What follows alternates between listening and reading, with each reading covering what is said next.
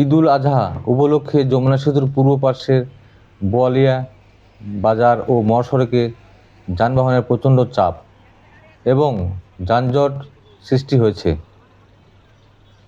প্রিয়জনের সাথে ঈদের আনন্দ ভাগাভাগি করতে নারীর টানে বাড়ি ফেরা লাখো মানুষের এই ঢল ও যানজট আমাদের গভীর পারিবারিক বন্ধন, নারীর টান এবং ত্যাগের মহিমার এক অন্য আবেগঘন চিত্র।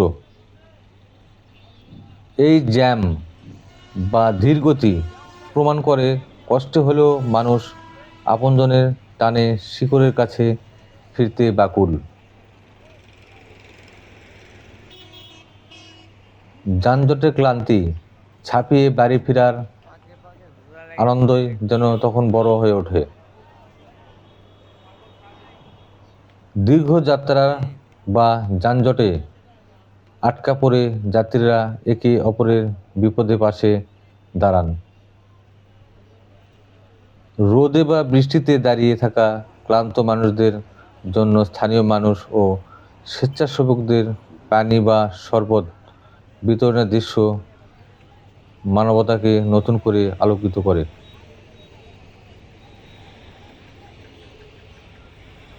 গাড়িতে বসে নিয়ে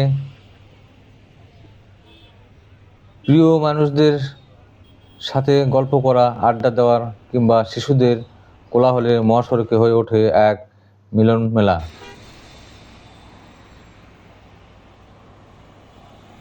সরকার ও আইনশৃঙ্খলা রক্ষাকারী বাহিনী যানজট নিরসনে সর্বোচ্চ তৎপরতা চালায়। এছাড়া যমুনা সেতু এলাকায় যে কোনো প্রতিকর পরিস্থিতি এড়াতে অতিরিক্ত নিরাপত্তা ও স্বেচ্ছাসেবী দল কাজ করে থাকে।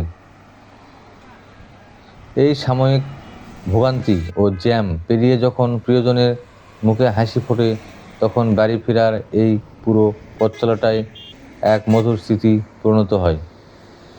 শুভকামনা, আপনার যাত্রা আরামদায়ক ও নিরাপদ হোক।